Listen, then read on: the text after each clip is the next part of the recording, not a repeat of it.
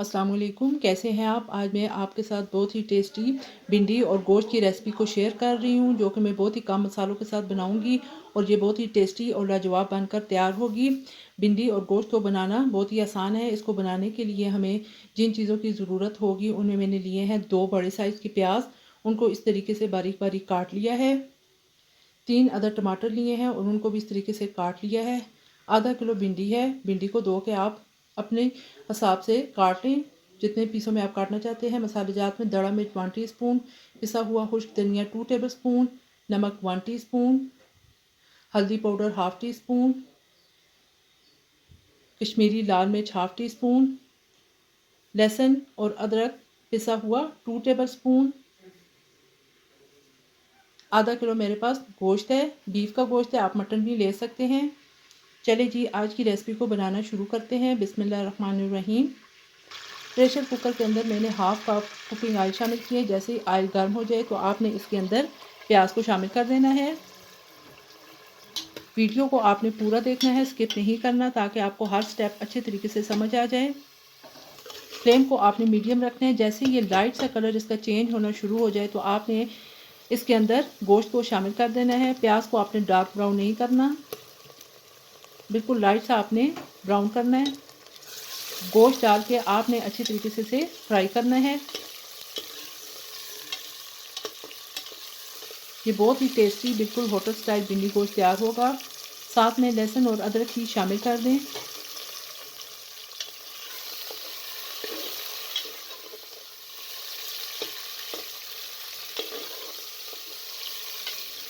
लहसुन और अदरक डालकर आपने मज़ीद तकरीबन 5 मिनट तक अच्छी तरीके से इसे फ्राई कर लेना है। ये देखिए जी, गोश्त का कलर चेंज हो चुका है। अब आपने इस स्टेज पर तमाम खुश्क मसाला जात शामिल कर देने हैं।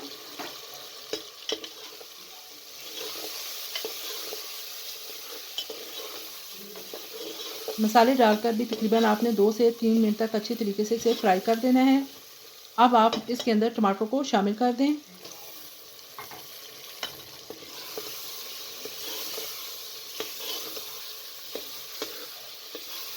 बहुत ही अच्छी सी खुशबू आना शुरू हो चुकी है।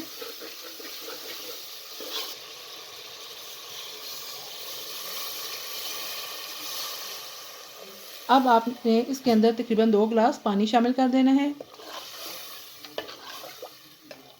पानी शामिल करके आपने कवर कर देना है, ढक्कन बंद कर देना है कुकर का तकरीबन 10 से 12 मिनट के लिए।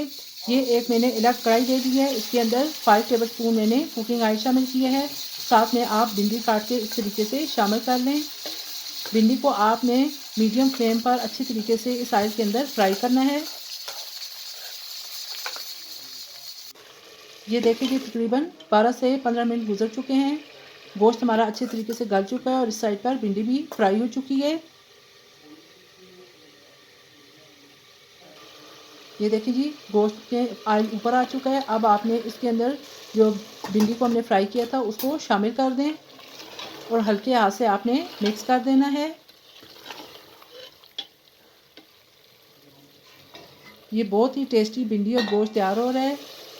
5 मिनट के लिए इसे कवर कर दें। अब 1/2 टीस्पून पिसा हुआ गरम मसाला शामिल कर दें। मैं अब आपको डिश आउट करके दिखाती हूँ।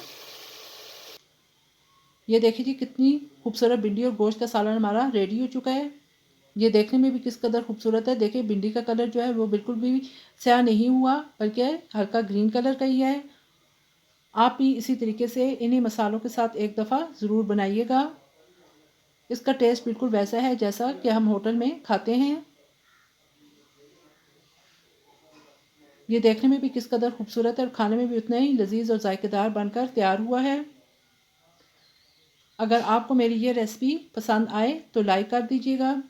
साथ में मेरे चैनल को सब्सक्राइब और शेयर भी कर दें और बेल आइकन को भी प्रेस कर दें, ताकि मेरी हर नई वीडियो आप तक बर वक्त पहुँच सके।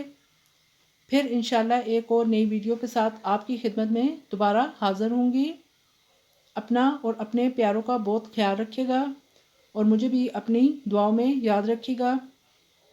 इजाज़त दीजिए। अल्लाह हाफिज़।